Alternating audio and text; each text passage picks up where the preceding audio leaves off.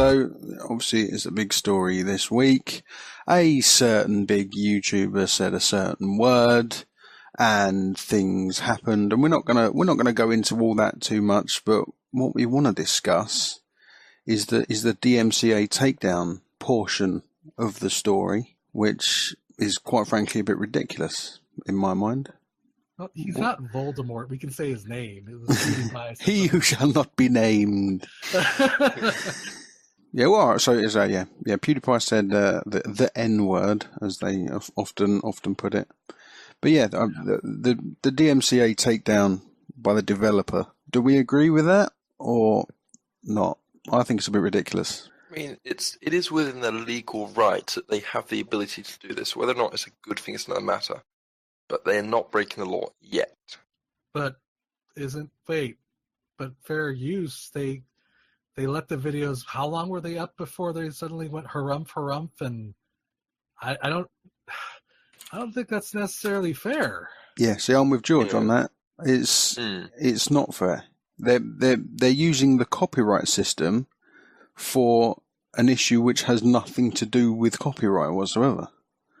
Over a year. So, yeah. I mean, on one side, I completely understand why they would want to remove their content. You don't want to be associated with that. That's fine. But at the same time, it's just... It's the wrong way to go about it.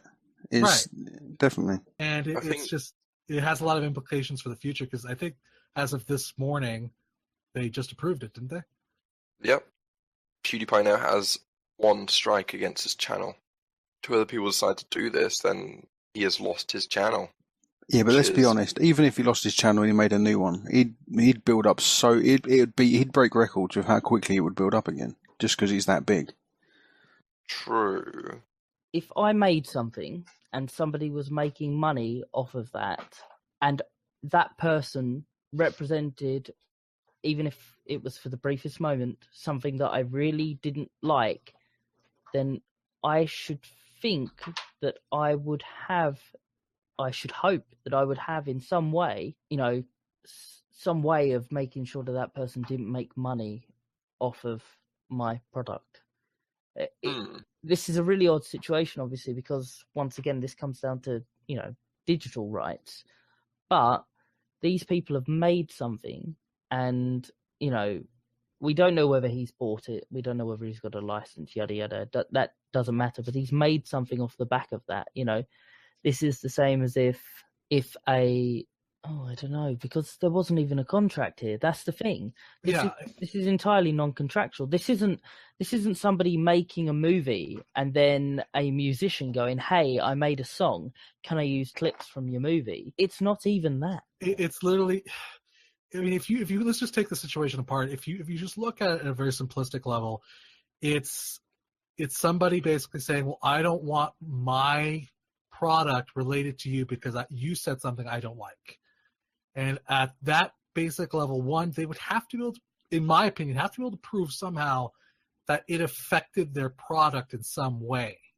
And to be honest with you, while I agree completely with what they did, I think that's perfectly fine. I don't think it's technically right. I don't think their product was affected in any way. I felt like they did this just because they could.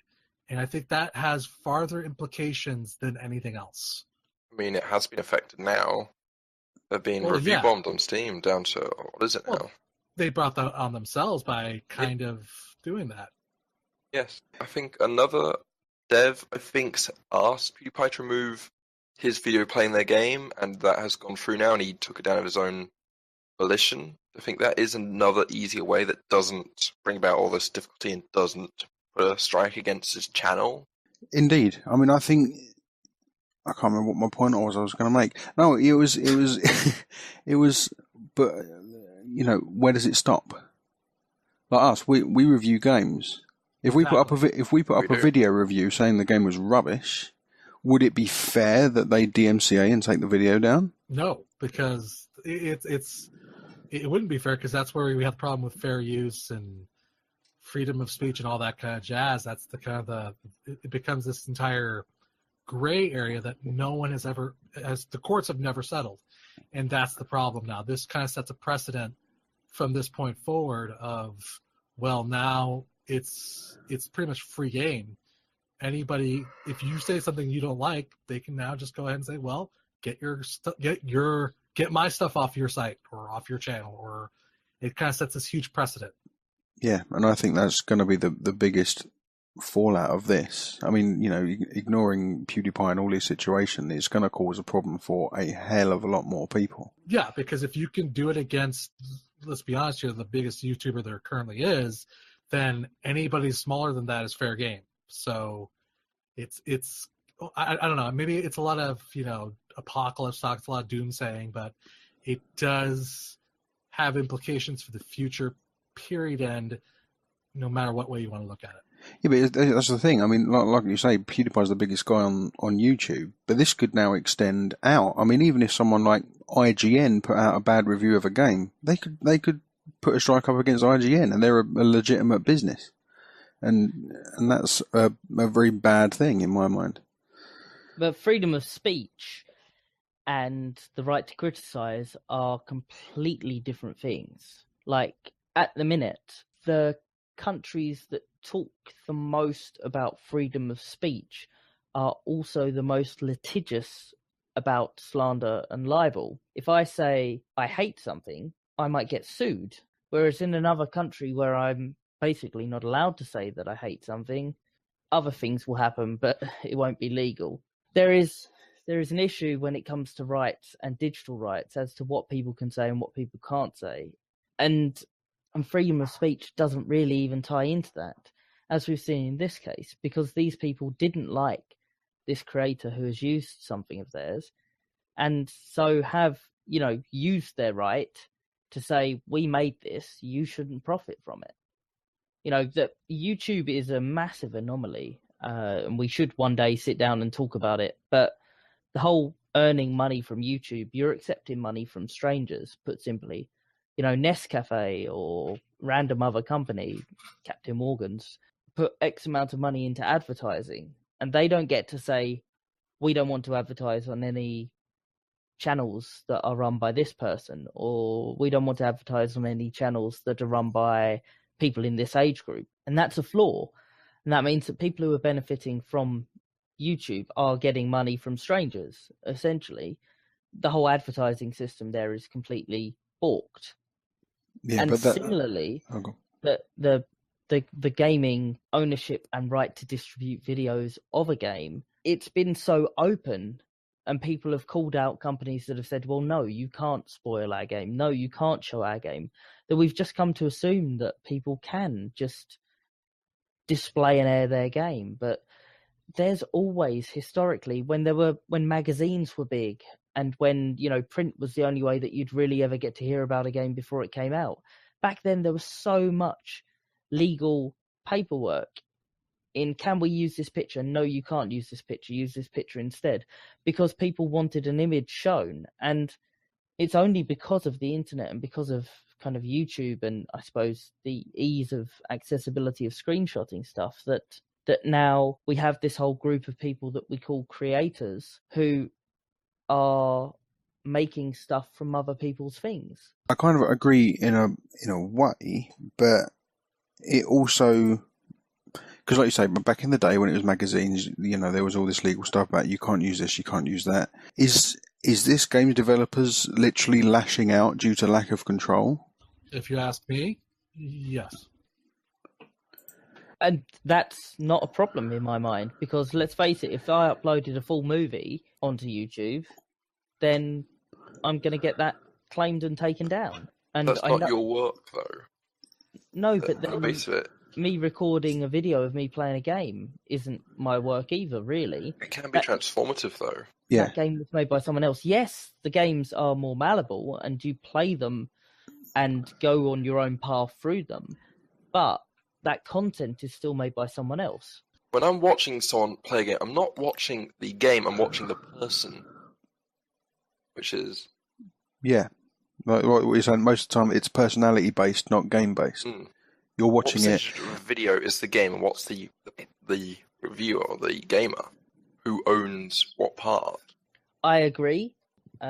You've always made that... you've always used that argument, and it's a solid argument regarding Twitch and YouTube stuff whenever we've talked about it, because I frankly don't understand it or really engage with it. But yes, in your example, it's the personality of the individual. You are essentially going around a mate's house and watching them play a game, apart from you're not, because you're using the internet to do it. And is that the difference between streaming and YouTube edited gameplay footage? Or because I mean, obviously in this, I don't know. It's a tricky subject. We've gone too deep into the rabbit hole here. I'm off topic.